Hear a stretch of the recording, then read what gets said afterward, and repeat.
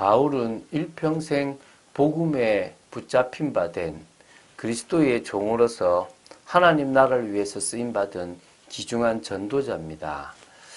그 바울을 롤모델로 삼고 그 바울의 그 삶을 통하여 영향받고 배우고 그래서 그 바울처럼 사역했던 많은 전도자들이 지금까지 나왔습니다.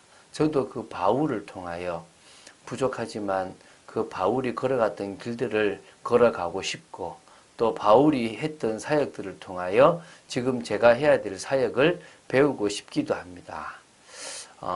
일평생 정말 바울이 걸어갔던 그런 전도자의 걸음처럼 걸어가게 되기를 또 그러면서 오늘도 그 바울을 통하여 바울이 했던 설교를 통하여 바울의 중심을 이해하는 여러분 되시기를 주 예수 그리스도 이름으로 축원드립니다.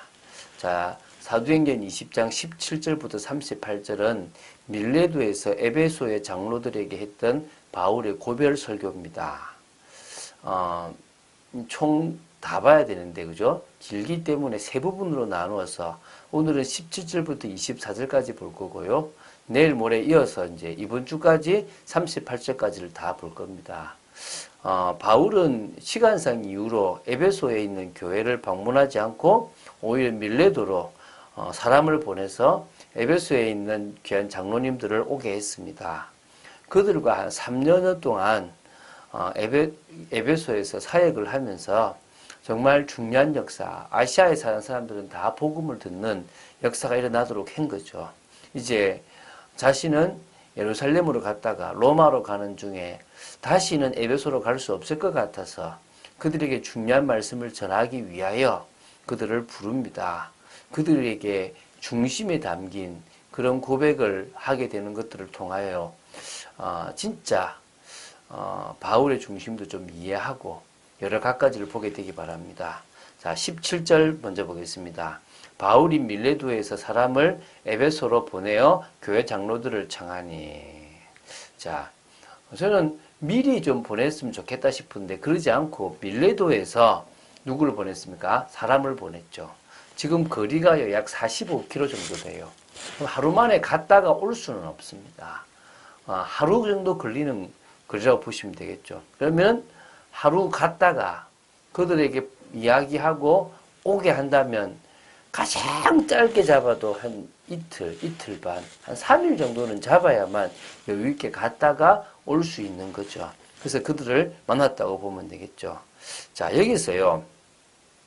바울이 장로들이라고 하는 그 장로들은 감독자라고 이렇게 같이 부르기 때문에 그 당시에 장로들과 감독자들을 섞어서 했다고 생각하시면 돼요. 그러니까 구분 없이 사용했다고 보면 되는데요. 장로들로 번역된 그 단어는 프레스비테루스라는 그런 헬라어입니다. 이거는 그리스도인의 집회를 관장하는 자들을 가리키는 거고요. 감독자로 번역된 것은 에피스코푸스라는 단어입니다. 이건 관리자, 보호자, 다시 말하면 교회의 제반 업무가 올바로 수행되는지를 살피는 임무를 맡은 자라고 보시면 됩니다. 지금은 이런 업무들을 구분하고 있지만 그 당시로서는 그냥 같이 그러니까 한 사람이 장로요 감독 같은 역할들을 감당했던 적겠죠. 그죠? 그들을 지금 불렀다고 보시면 됩니다. 오매 그들에게 말하되 아시아에 들어온 첫날부터 지금까지 내가 항상 여러분 가운데서 어떻게 행하였는지 여러분도 아는 바니 3년 동안 바울이 이 아시아의 에베소에서 중심을 다하여 했던 사역을 거기에 모인 장로들은 다 알고 있었다는 겁니다. 지켜보았다는 거죠. 그런 의미에서 학자들은 사도행전 19장 1절부터 7절에 기록된 12명쯤 되는 그 제자들이 이제 성령의 역사를 체험하고 또 하나님 원하시는 제자로 세워져서 중직자가 되었지 않았나라고 많이 보고 있습니다. 그래서 이제 그들이 지금 바울과 같이 있으면서요. 아시아에 들어온 첫날부터 이 지금 고별 설교하는 그때까지 성도들에게 어떻게 행하고 어떤 중심으로 사역했는지를 다 봤다는 거겠죠. 그러면서 이제 19절부터 21절입니다. 곧 모든 겸손과 눈물이며 유대인의 관계로 말미암아 당한 시험을 참고 주를 섬긴 것과 유익한 것은 무엇이든지 공중 앞에서나 각집에서나 거리낌이 없이 여러분에게 전하여 가르치고 유대인과 헬라인들에게 하나님께 대한 회개와 우리 주 예수 그리스도께 대한 믿음을 증언한 것이라. 사역자로서요, 참 올바른 모델인데요. 겸손함으로, 모든 것에 겸손함으로 했고요. 또 정말 그 한 영혼을 사랑하고 변화되길 바라는 눈물의 기도가 있었다는 거고요. 또 유대인이 정말 관계를 써서 넘어뜨리려고 하는 시험을 두게 하는 많은 것 속에서요.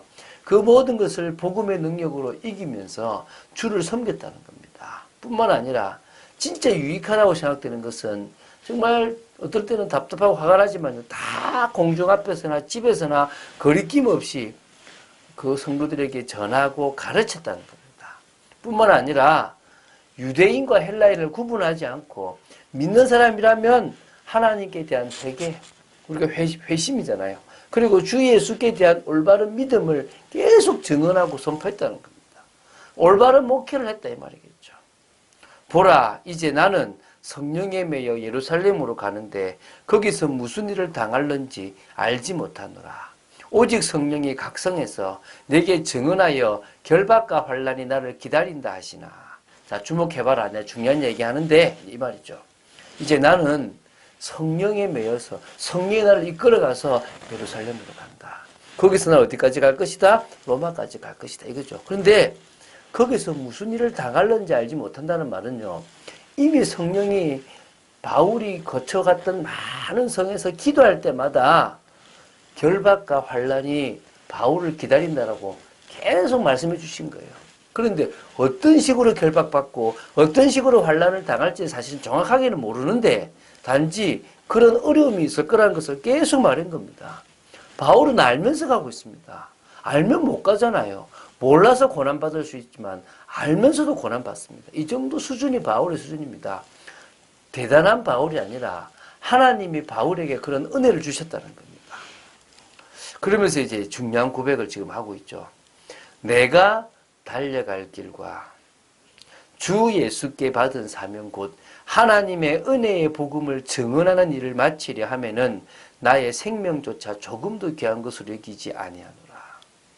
자신이 지금까지 걸어가는 길 나그네 생이지만요. 천사도 흠모할 만한 이런 축복의 전도자의 삶을 걸어가는데 그 걸어가는 것 중에서 주 예수께 받은 사명, 특히 이방인에게 복음을 전하는 사도로서의 그 사명, 곧 하나님의 은혜의 복음을 증언하는 그 일을, 그것이 자신이 걸어가는 길이고 가장 중요한 건데 그것을 다 끝내기까지는 자신의 생명조차 조금도 귀한 것을 이기지 않고 드리기를 원한다.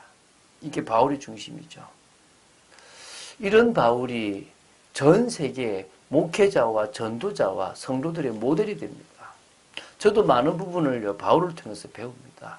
특히 사도행전 20장 24절은 제가 모교회를 떠나서 정말 중심 있게 나아가고 또 정말 목회자로 나아갈 때 붙잡았던 흔들리지 않는 제 일평생의 메시지입니다. 말씀입니다. 저도 이 말씀을 따라 살아가기를 간절히 소원하거든요.